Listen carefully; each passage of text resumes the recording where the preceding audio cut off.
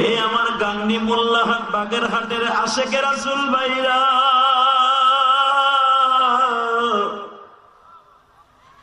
নবী আমার 6 বছর পর্যন্ত বাবার কথা মনে করে কাঁদে। বন্ধুদের সাথে খেলা করতে যায়, বন্ধুদের সাথে খেলা করতে যায়, অংশগ্রহণ করে না। কি জানো, নবী কাবার দরজার দিকে তাকাইয়া ভাবে আর চিন্তা করে, মালিক রে, আমার বাবাও তো বেঁচে থাকলে এই বাক্কা শহরের বাচ্চাদের মতো ঘাড়ে করে আমার নিয়ে তওয়াফ করতো। আমার বাবা নাই গো, আমার বাবা কতটুকু লম্বা ছিল গো, যদি একবার জানতে পারতাম।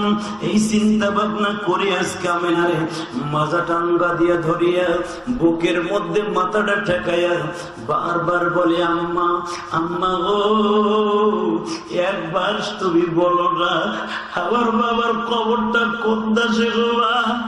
আমার বাবাকে এই বাক্কা শহরে কবর না, কোথাও কবর না। আমি না 2 নয়নের পানি দিয়া বলে, মুহাম্মদ রে, তোমার বাবা যেই দেশ থেকে আমার বিবাহ করে আনছি, আমার বাবার দেশেই তোমার বাবার কবর। আমার নবী বলে, মাগো, যদি আমার নানার দেশে বাবার কবর হয়, নানার বাড়িটাও দেখে আসি, বাবার কবরটাও দেখে আসি। বাজান শুধু চোখের পানি পড়বে, আর কোনো আওয়াজ থাকবে না গো বাবা। আমি জানি এখানে অনেক মা হারা বাপ হারা সন্তান আছে, কারণ এই মাদ্রাসার 2টা ছেলেই বাজান আমার খেদমত করে আমার কলিজায় আগুন লাগাই দিছে।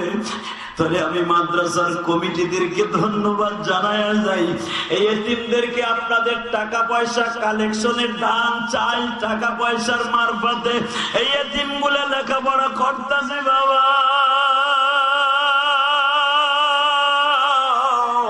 এই গাংনী গ্রামের কমিটিদের জন্য গোল্ডেন চান্স আমি বলে দিয়ে গেলাম। একটা এতিম ছেলে যদি আলেম হইয়া বাবা আমার মতো ইলিয়াসুর রহমান জিহাদির মতো হইয়া সারা পৃথিবীতে যদি সফর করিয়া হাত তুলে বলে, মানি আমার ওই মাদ্রাসার কমিটিদেরকে মাফ করে দেন, আল্লাহ আপনার কবরটা জান্নাতের বাগান করতে দেরি হবে না। তাহলে এতিমদেরকে যারা খাওয়াইতেছেন, লজিং কর। আরে আমি তো এই গাংনী 2 বাড়িতে লজিং ছিলাম, আলহামদুলিল্লাহ বলতে পারেন না? আজকে শুনছি আমার লজিনওয়ালা গত বছর আইসা শুনছিলাম, মিস্ত্রি কি জানি নাম, সিদ্দিক মিস্ত্রি। এই লোকটা এতই গরিব ছিল, এতই গরিব ছিল, আমি জানি এই গাংনী অনেক বড় লোক ছিল, আমার নেয় নাই, তারা আমার লজিক দেয় নাই। সিদ্দিক মিস্ত্রি আমার একটা কথা এখনো আমার ব্রেনের মধ্যে ধরে। আমি আসরের নামাজ পড়ে বের হয়েছি, শুক্রবার জমা পড়াইয়া আমার আগের শিক্ষকরা বলছিল এই মাদ্রাসার ও যে বক্তা হুজুরকে কেউ কোনো নাই লজিনের মতো। সিদ্দিক মিস্ত্রি দ্বারাই বলছিল, আমি যদি ভাত খাই হুজুর খাবে, হুজুর যদি তরকারি পচাটা খায় আমিও খাবো, আপনি যতদিন আছেন ততদিন আমার বাড়ি থাকবেন। সিদ্দিক মুস্তির আজকে নাই। ইলিয়াসুর রহমান জিহাদিকে এত দামি দামি খাবার আজকে মাহফিলে দেয়, কত জায়গায় গেলে কত বাবা কত পদের গোশত দেয়, কত দামি দামি খাবার দেয়, খাই না। কিন্তু সিদ্দিক মিস্ত্রির বাড়িতে যখন খাইতাম ওই যে স্বাদ, ওই স্বাদ আজকে মাহফিলে কোথাও পাই না। কারণ তার কষ্টের টাকার ইনকাম করা পয়সা ইলিয়াসুর রহমান জিহাদি এই মাদ্রাসায় চাকরি করে গেছে। পৃথিবীর যে প্রান্তে যাই মনে পড়ে যায় সিদ্দিক মিস্ত্রির সেই ইতিহাস। কারণ আমার জীবনের প্রথম মাদ্রাসা এটা, এখানে যত সুখ দুঃখ ঘটছে সব সারা জীবন আমার মনে থাকবে। কথা বলেন না কেন? আমি শুধু একটা কথাই বলবো, সিদ্দিক মিস্ত্রি আমার কিছু দিয়ে যায় না, তবে একটা জিনিস দিয়ে গেছে, উনি আমাকে লজিন রাইখা আল্লাহর কাছে একটাই দরখাস্ত করি, ওনার কবরটা জান্নাতের টুকরো বানায় দাও। আরো জোরে বলতে পারেন না? আর একটা বাড়িতে আমি লজিন ছিলাম, ওই বাড়ির মহিলাটা আমাকে অনেক ভালোবাসছে। আজকে ওয়াজে আসার আগে আমার দেখা করে আসছে, মনে পড়ে গেছে। এই নিয়ে তো আমার কত কষ্ট করে খাওয়াইছিল। বাবা জান, তাহলে তালবে ইলমকে খাওয়াইলে লাভ না লস? জোরে কর, আরো জোরে। এই এতিম ছেলেগুলার আপনারা খাওয়াবেন, পড়াবেন, টাকা দিবেন। আরে টাকা পয়সা আপনি যেটা বানাইছেন ওই একটাও মানুষ বানান নাই, অমানুষ বানাইছেন। আপনার পোলা স্কুল কলেজ সবাই পড়লে তারা অমানুষ হয় না, কিছু কিছু স্কুল কলেজে পড়ে জানোয়ার হয়ে যায়।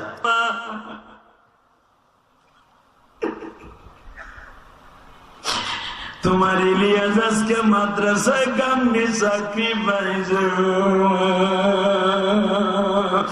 বাজান আমি কিন্তু মাগরিব থেকে ঈশা পর্যন্ত তোমাকে মাদ্রাসায় কাঁদছিলাম। ও বাবা, মনের দুঃখ কাউরে বুঝাইতে পারি নাই। তোমরা ছিলে সেদিন আমার পর। 1 বছর যাইবার পরে গান্নির অধিকাংশ যুবকার বাবাজির আমার আপন হয়ে গেল গো বাবা। কিন্তু আপন যতই হোক, আমার জনম দুঃখিনী মার আদর তো কেউ দেয় নেই গো বাবা।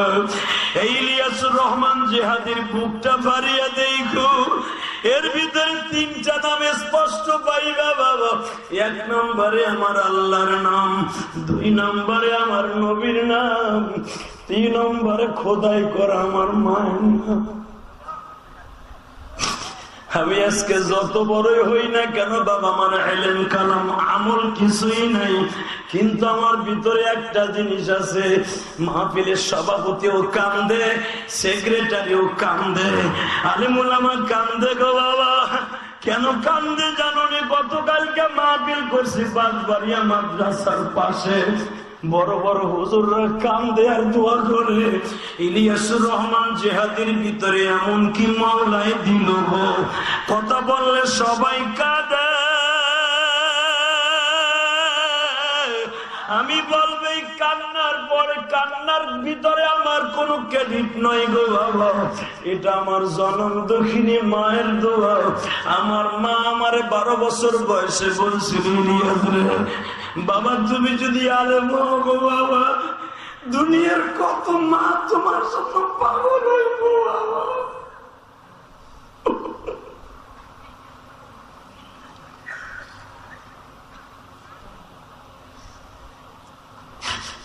আমার মায়ের ভবিষ্যৎবাণী সব হয়েছে, আমার নবীর ভবিষ্যৎবাণী ফাতেমার হয়েছে যেমন, আমার মায়ের ভবিষ্যৎবাণী হয়েছে তেমন। নবী বলছিল, মা 6 মাসের মাথায় তোরে আমি লইয়া গেল, তুই আর একটা ফোঁটাও পানি ফেলবি না, যদি পানি ফেলোস আমি কষ্ট পাবো। তোর বুকের চোখের পানি দেখে আমি নবী সহ্য করতে পারতেছি না রে মা, আমার যাইতে খুব কষ্ট হইব, তুই আমারে কষ্ট দিস না, তুই আর কান্দিস না। এই বাবার সামনে বৈশা কান্দন লাগবে বিদায় ফাতেমা আর কমে যে কান্দে। নবী যখন বললেন, হালিরে আমার ফাতেমারে শেষবারের মতো একটু দেখে। উলামা একদম জানেন আমার নবীর মৃত্যুর ইতিহাস দেখেন, ফাতেমা যখন নবীর সামনে আসে, আমার নবী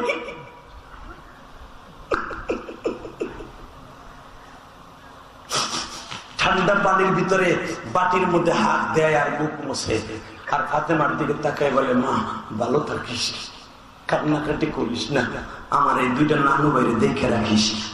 আর একটা কথা বলে যাই রে মা, আসসালাহ আসসালাহ, নামাজটা সবাই দাওয়াত দিস মহিলা গো মা। আরে রে আয়সা রে, তোমার বাবা আবু বকরে বইল, আমি ইন্তেকালের সময় লাস্ট কথাটা বলে গেছি, নামাজ নামাজ নামাজ নামাজ, আল্লাহু আকবার জোরে বলো, আল্লাহু আকবার জোরে বলো। আমার উম্মত যেন নামাজটা না ছাড়ে, আমার উম্মত জানি গুনাহ করব, ইল্লা মান তাবা ওয়া আমানা ওয়া আমিলা আমালান সালিহান ইউবাদদিলুল্লাহু সাইয়্যাতিহিম হাসানা ওয়া কানা আল্লাহু গফুরুর রহিমা। ও ফাতেমা, ও আলী, এ আয়েশা, এ সাইনা, এদিকে সবাইরে বলে দে, হাসান তোমরাও বলে দিও, তারা যেন নামাজটা না ছাড়ে, গুনাহ হয়ে যাবে আমার উম্মতে। কখনো যেন ভুলে নামাজটা না ছাড়ে। নামাজ যদি তার অ্যাকাউন্টে থাকে, আল্লাহ টুকিটাকি গুনার দিকে তাকাবে না, আল্লাহ নামাজের খাতিরে সব গুনাহ মাফ করে দিবে। তা নামাজটা দরকার আছে না নাই? দরকার আছে না নাই? এবার আমার দিকে তাকাবেন আর কানবেন। ফাতেমা বাম পাশে বসা, আয়েশা রানের উপরে হুজুরের মাথাটা ইন্দিকে ঠেইবে। আমার নবী ফাতেমার চোখের পানিটা মুছাইতে, তোরে আমি নিষেধ করছিলাম কানবি না, বাবা তুমি তো আমার না করো, কিন্তু চোখের পানি আমার কথা শোনে না, চোখের পানি কেন জানে কথা শুনতেছে না, আমি কেমনে সহ্য করব? আমার বাবা কি ভুলে গেছে? হাদিসে দেখেন, আমার বাবা কি ভুলে গেছে ওই দিনের কথা? আমার বাবা যুদ্ধের মাঠে যাওয়ার আগে আমার কাছে বলে যাইতো, যুদ্ধের মাঠ থেকে আসার পরে আমার সাথে দেখা করে যাইতো। আমার বাবা কি ভুলে গেছে? আমার বাবা কি আমারে ভুলে যাবে? আমি এটা সহ্য করতে পারবো না আব্বা, তুমি এখনো আল্লাহ রেখো, তোমার আগে যেন আমি চলে যাই। আমার নবী বলে, না রে মা, ইযা জাআ আজালুহুম লা ইস্তাখিরুনা সাআতাও ওয়া লা ইস্তাকদিমুন। যার যখন সময় আসবে ভিসা পাসপোর্ট তার কাছে ওকে হবে, বিমান আছে কাছে মা। আল্লাহু আকবার জোরে বলতে পারো না? আল্লাহু আকবার জোরে বলো। এই ফাতেমা নবীর সামনে আসলে নবী সহ্য করতে পারবে না, ফাতেমাও পারবে না, এটা জানে। আলীরে বলছে কানে কানে, আলীরে উহুদের মাঠে ফাতেমা যেন আমার সামনে না আসে। বাজান রে, কে শোনে কার কথা? ফাতেমা সব বাধা ছিন্ন করে, আপনারা জানেন কিতাবুল মাগাজি, এ বাজান বুখারীতে আছে কিতাবুল মাগাজি, সব বাধা ছিন্ন করে ফাতেমা যখন দৌড় দিয়ে গেছে, যায় দেখে বাবার এখান দিয়ে হেলমেটের রডটা ঢুকে এখান দিয়ে বাইরে রয়েছে, বাবার জামাটা রক্তে লাল, বাবার গলার মধ্যে বড় বড় মোটা মোটা চাদর পেঁচাইছি, চাদর সিপুর দিলে রক্ত ঝরতাছে, বাবার রক্ত কোন রকম ভাবে বন্ধ করা যাচ্ছে না। ও নবীর আশিক গুলো এবার একটা আওয়াজ দিয়ে গো বাবা। যখন ফাতেমা দেখলেন বাবার শরীরটাও লাল, গলা চুয়ায় চুয়ায় রক্ত পরে, দাঁত পায়ে পায়ে রক্ত পরে, বাবা হাত দিয়ে মুছে একটা দৌড় দিয়ে আলীর বুকের সাথে মাথা ঠেকায় বলে, আমার বাবার এইভাবে বেঈমানরা মারছে, তুমি তখন ঘুরেছিলে।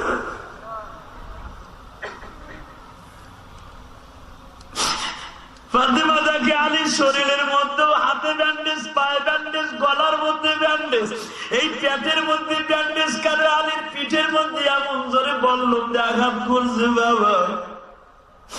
আলী স্বামীর দিকে না তাকায়া বাবার দিকে তাকায় বলে, তুমি তো সুস্থ, আমার বাবার এই অবস্থা কেন? আলী বলে, ফাতেমা না,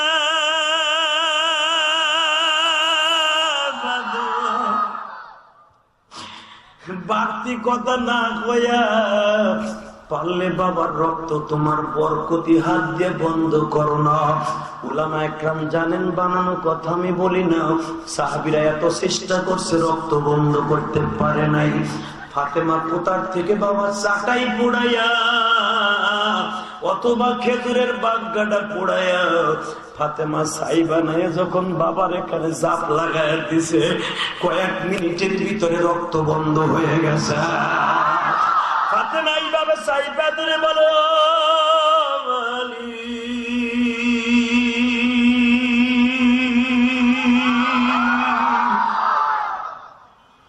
তোমার এই ফাতেমারে দিয়ে যদি জান্নাতের দরজা খোলাও মহিলা সেকশনের, তাহলে আমার হাতের মধ্যে একটা বরকত দাও, আমার বাবার রক্ত বন্ধ করে দাও।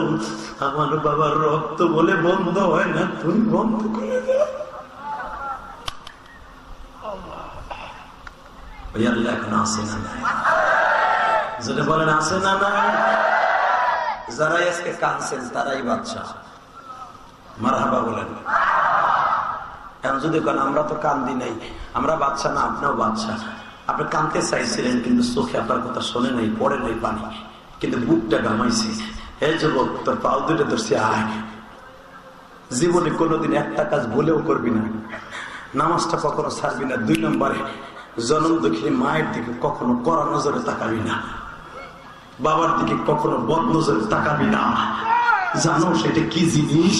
এটা আগুন। মা বাবা তোমার জান্নাত, মা বাবা তোমার জাহান্নাম। কোন নামাজে কামাইব না যদি একবার তোর জিন্দেগিটা মা বাবার বর্দা তোর কানে পড়িয়ে যায়। কথা বলেন না কেন? আজকাল করোনা কেন হয়েছে জানো? একমাত্র মা বাবার বর্দার কারণে। মা বাবার গরম হাওয়াটা সন্তানের কষ্টে মা সহ্য করতে না পারে, এই গরম হাওয়াটা আল্লাহর কলিজায় লেগে গেছে, গজব নামে করুণ আল্লাহ নাযিল করে দিয়েছে। কথা বল না কেন? কষ্ট হইতেছে। আর মাত্র 5 মিনিট কথা বলবো।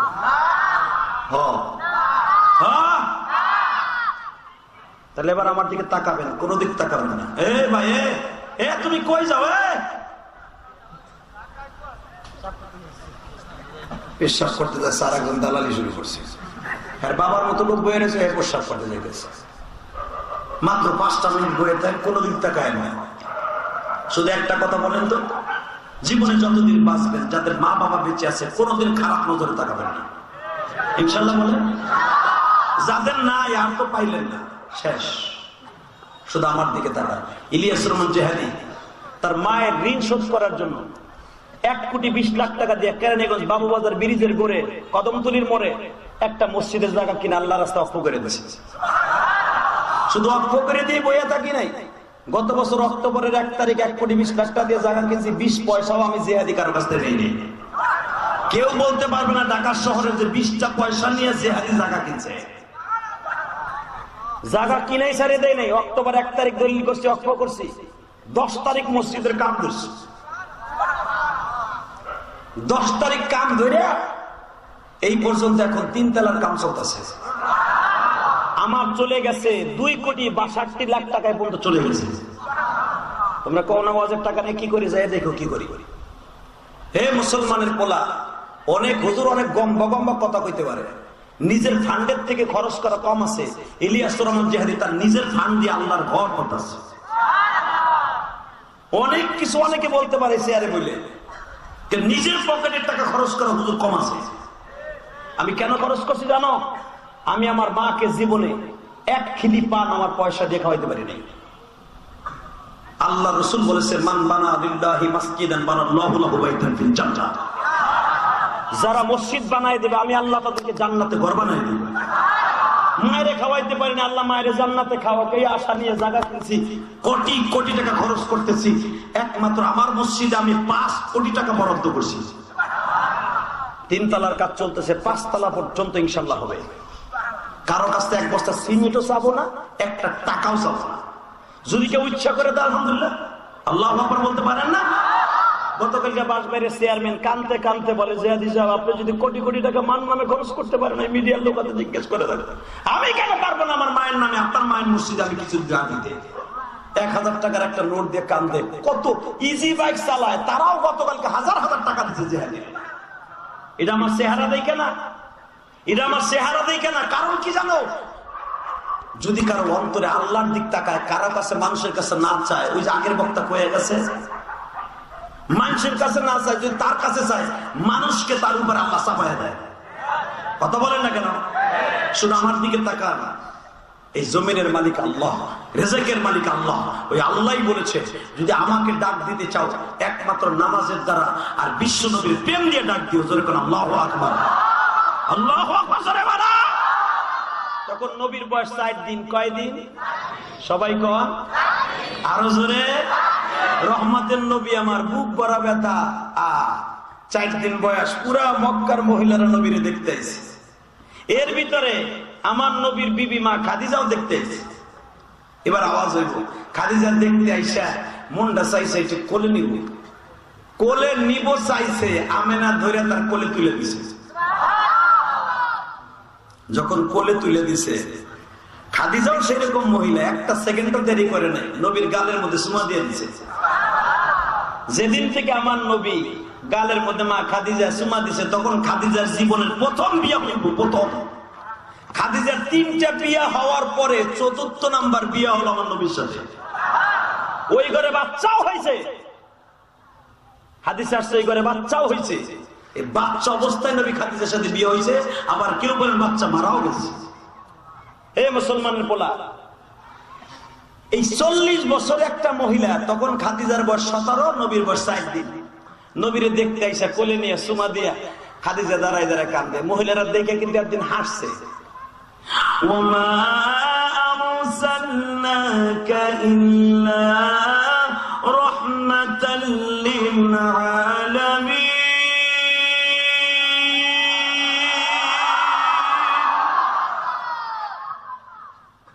রহমতের নবী আমার। খাদিজা কোলে নিয়ে সুমা দিয়ে কান্দে। সবাই কয় আপনি কান্দেন কেন? তাহলে আমি একটা জিনিস মুহাম্মাদের মধ্যে দেখতেছি। কয় সেটা কি?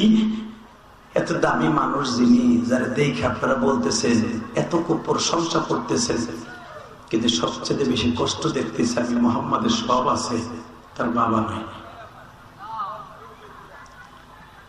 শুধু এই কথাটা আমেনা বলতে, খাদিজা বলতে দেরি আছে, আমেনা তার মুখের থেকে থাবা দিয়ে নবীরে নিয়ে বলে, খাবারটা আমার মুহাম্মাদের সামনে কেউ একবারও বলবে না যে আমার মুহাম্মাদের বাবা নেই।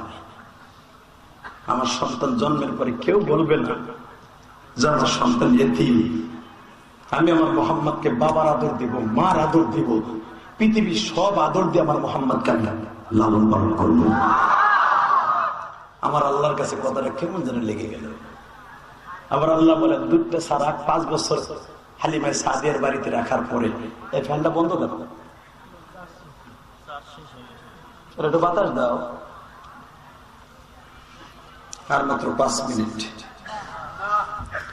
শুধু আমার দিকে তাকাবেন আর 2 চোখের পানি দিয়ে বাবা মায়ের লেগে দোয়া করবেন। আমি মাহারা সন্তান, আপনারা মাহারা সন্তান। এই গান নিয়ে আমার ঐতিহ্যবাহী মাদ্রাসা, এই গানের সাথে আমার ঘাম শ্রম অনেক কিছু লেগে আছে। আলহামদুলিল্লাহ বলেন।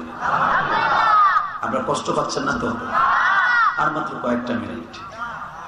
পৃথিবীর শ্রেষ্ঠ নবী, আমার মায়ের নবী, দয়ার নবী, রবিউল আউয়ালের চাঁদে আসছে। শুধু নবীর জন্ম তারিখ নিয়ে সবাই কেক কাটে, কেক কাটে, জোশে জুলুস করে। বন্ডল গোষ্ঠী জানে না নবীর জন্ম তারিখে 12 তারিখ না, এটা 100% না।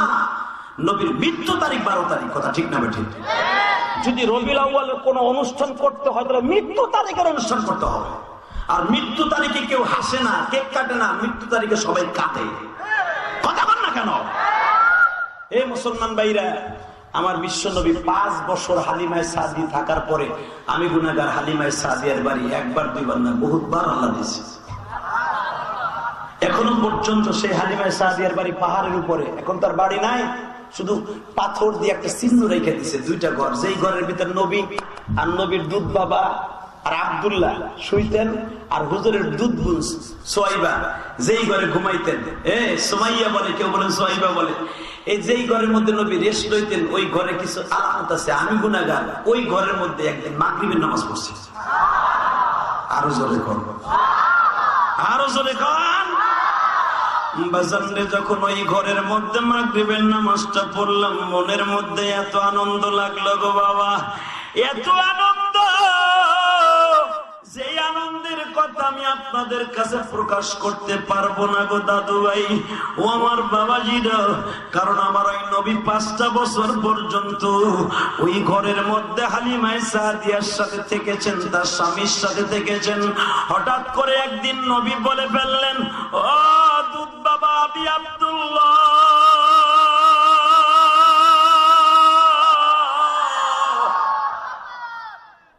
একটা কথার উত্তর দেন তো, আপনারা খালি আমার মারে আমার দেখাইতে নিয়ে যান, বছরে 2 বছরে 5 বছরের ভিতরে আপনারা আমাকে 10 বার নিয়ে গেছেন দেখাইতে, কিন্তু যতবারই যাই আমার আব্বারে পাই না। এটা সত্য কথা কোন, তোমার আব্বা আছে না নাই?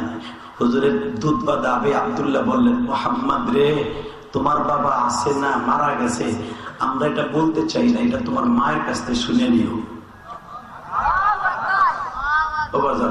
এই মাদ্রাসায় কিন্তু অনেক এতিম ছেলে আছে, আপনি জানেন। আমার 2টা ছেলে খেদমত করছে, পিছনে দাও, 2টা ছেলে খেদমত করছে। কে কে জানো? ওরা চলে গেছে। একটা ছেলের শুনলাম মা নাই, আর নাম কি জানো? আশিক। আর একটা ছেলে আমার খেদমত করছে, ওর বাবা নাই। 2টা ছেলে, 2 জন নাই। যে ছেলেটার আব্বা নাই, ওই ছেলেটা তার মারে নিয়ে আসছে জানালার পাশে। আমি যেই জানালার পাশে শুয়েছিলাম, ওর মারে নিয়ে আসছে। ওর মায়ের বড় আশা যে উনি আমার সাথে 2টা কথা বলবে, তার ছেলের জন্য দোয়া চাইবে।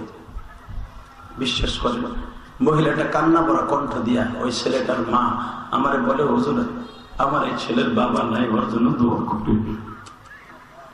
আমার ছেলেটাকে যেন আল্লাহ আলেম না। কত সাহস পাইলে আজকের মাহফিলের প্রধান বক্তার সাথে মা হৃদয় জোড়া কষ্ট নিংড়ানো সন্তানের জন্য দোয়া চায়। তখন মনে পড়ে গেছে আমার মায়ের কথা। আমার মা বেঁচে থাকলে তো এরকম হুজুরদের কাছে দোয়া চাইতো। ওটা ঠিক না ভাই? ঠিক। পৃথিবীতে কোন সন্তান মায়ের হক আদায় করতে পারবে না, যেটা আমার নবী নিজে বলেছে। আল্লাহু আকবার বলতে পারো না? আমার নবী নিজে বলেছে, দুধ বাবার কাছে আমি আব্দুল্লাহর কাছে, অর্থাৎ আব্দুল্লাহর বাবা হুজুরের দুধ ভাইয়ের নাম হলো আব্দুল্লাহ। আমি আব্দুল্লাহর জিজ্ঞেস করে, আমি আব্দুল্লাহ আব্বা একটা কথা বলেন তো, যতবার যাই খালি মায়েরে দেখি, বছরে 2 বার যাই, 2 বারই খালি মায়েরে দেখি, আব্বারে দেখি না। হাবি আব্দুল্লাহকে নিষেধ করা হয়েছিল, তার দাদা নিষেধ করছিল, আমার নাতির বাবা নাই তুমি বলবা না। আল্লাহু আকবার জোরে বলো মুসলমানের বলা। কিন্তু আমি আব্দুল্লাহ বলে নাই, নবী কিন্তু দ্রুত চলে আসছে দুধমার কাছ থেকে। তখন নবীর বয়স 5 বছর পার হয়ে গেছে। নবী বারবার নবী মারকে জিজ্ঞেস করছে, মা তুমি একবার বলো না আমার বাবা আছে না নাই। আমিনা একদিন বলতে বাধ্য হয়েছে, যে ইতিহাসটা আপনারা সবাই জানেন, একদিন বলতে বাধ্য হয়েছে, মোহাম্মদ রে আমার তোর কাছে গোপন রেখে লাভ নাই গো বাবা। এখন তুই ভালো বুঝতে শিখছো, চলতে শিখছো, ঘোড়ায় উঠতে শিখছো, এখন তুমি ঘোড়া দাবড়াইতে পারো, আমি আমিরা জানি। কিন্তু বাবা আমি তোমার কাছে আর গোপন করবো না, তোমার মনের ভিতরে যে কষ্ট আমি বুঝতেছি, তুমি তোমার বাবারে খুঁজতেছো। আসলে তোমার বাবা এমন একটা দেশে চলে গেছে, যেই দেশে গেলে আর কোনোদিন ফিরে আসে। আমার বিশ্ব নবীর রবিউল আউয়াল মাস পালন করেন মিলাদের দ্বারা, খুশির দ্বারা। একবারও কি ভাবছনি বাবা আমার নবীর জীবনটাই রবিউল আউয়াল মাসের থেকে শুরু হয়েছে বাবা কষ্টের। আবার রবিউল আউয়াল মাস উম্মতরে কষ্ট দিয়েই চলিয়েই গেছি। এই আমার গাংনী মোল্লাহাট বাগেরহাটের আশেকে রাসূল ভাইরা,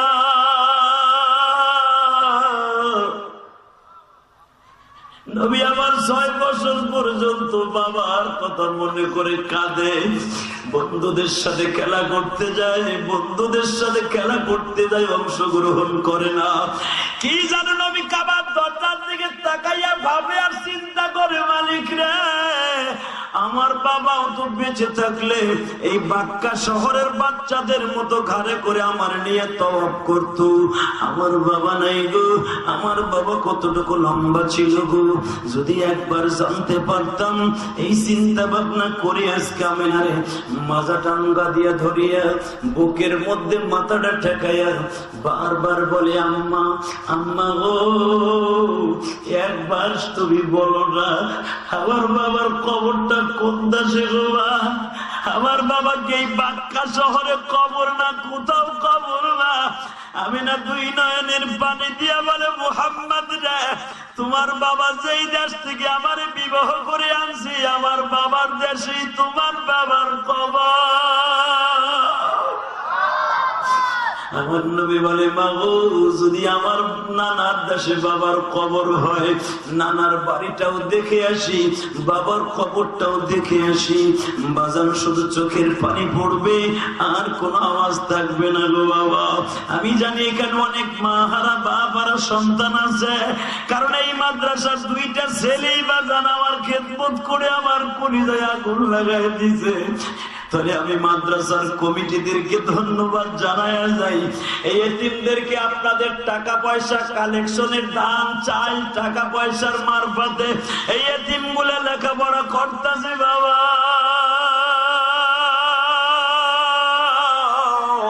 এই গাংনী গ্রামের কমিটিদের জন্য গোল্ডেন চান্স আমি বলে দিয়ে গেলাম।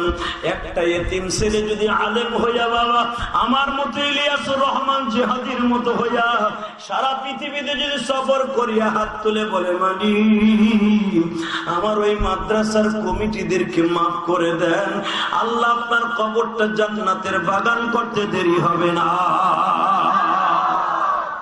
তাহলে এতিমদেরকে যারা খাওয়াইতেছেন লজিন কর। আরে আমি তো এই গাংনী 2 বাড়িতে লজিন ছিলাম, আলহামদুলিল্লাহ বলতে পারেন না? আজকে শুনছি আমার লজিনওয়ালা গত বছর আইসা শুনছিলাম, মিস্ত্রি কি জানি নাম, সিদ্দিক মিস্ত্রি। এই লোকটা এতই গরিব ছিল, এতই গরিব ছিল, আমি জানি এই গাংনী অনেক বড় লোক ছিল। আমার নেয় নাই, তারা আমার লজিন দেয় নাই। সিদ্দিক মিস্ত্রি আমার একটা কথা এখন আমার ব্রেনের মধ্যে ধরে। আমি আসরের নামাজ পড়ে বের হয়েছি, শুক্রবার জমা পড়াইয়া আমার আগের শিক্ষকরা বলছিল এই মাদ্রাসার ও যে বক্তা হুজুরকে কেউ কোনো নাই লজিন নেওয়ার মতো। সিদ্দিক মিস্ত্রি দাঁড়ায় বলছিল, আমি যদি ভাত খাই হুজুর খাবে, হুজুর যদি তরকারি পচাটা খায় আমিও খাবো, আপনি যতদিন আছেন ততদিন আমার বাড়ি থাকবেন। সিদ্দিক মুস্তির আজকে নাই। ইলিয়াসুর রহমান জিহাদিকে এত দামি দামি খাবার আজকে মাহফিলে দেয়, কত জায়গায় গেলে কত বাবা কত পদের গোশত দেয়, কত দামি দামি খাবার দেয়, খাই না। কিন্তু সিদ্দিক মিস্ত্রির বাড়িতে যখন খাইতাম ওই যে স্বাদ, ওই স্বাদ আজকে মাহফিলে কোথাও পাই না। কারণ তার কষ্টের টাকার ইনকাম করা পয়সা ইলিয়াসুর রহমান জিহাদি এই মাদ্রাসায় চাকরি করে গেছে। পৃথিবীর যে প্রান্তে যাই মনে পড়ে যায় সিদ্দিক মিস্ত্রি সেই ইতিহাস। কারণ আমার জীবনের প্রথম মাদ্রাসা এটা, এখানে যত সুখ দুঃখ ঘটছে সব সারা জীবন আমার মনে থাকবে। কথা বলেন না কেন? আমি শুধু একটা কথাই বলবো, সিদ্দিক মিস্ত্রি আমার কিছু দিয়ে যায় না, তবে একটা জিনিস দিয়ে গেছে। উনি আমাকে লজেন রাইখা আল্লাহর কাছে একটাই দরখাস্ত করি, ওনার কবরটা জান্নাতের টুকরো বানায় দাও। আরো জোরে বলতে পারেন না? আর একটা বাড়িতে আমি লজেন ছিলাম, ওই বাড়ির মহিলাটা আমাকে অনেক ভালোবাসছে। আজকে ওয়াজে আসার আগে আমার দেখা করে আসছে, মনে পড়ে গেছে এই নিয়ে তো আমার কত কষ্ট করে খাওয়াইছিল। বাবা যান, তাহলে তালবে ইলমকে খাওয়াইলে লাভ না লস? জোরে কর, আরো জোরে। এতিম ছেলেগুলার আপনারা খাওয়াবেন, পড়াবেন, টাকা দিবেন। আরে টাকা পয়সা আপনি যেটা বানাইছেন ওই একটাও মানুষ বানান নাই, অমানুষ বানাইছেন। আপনার পোলা স্কুল কলেজ সবাই পড়লে তার অমানুষ হয় না, কিছু কিছু স্কুল কলেজে পড়ে জানোয়ার হয়ে যায়।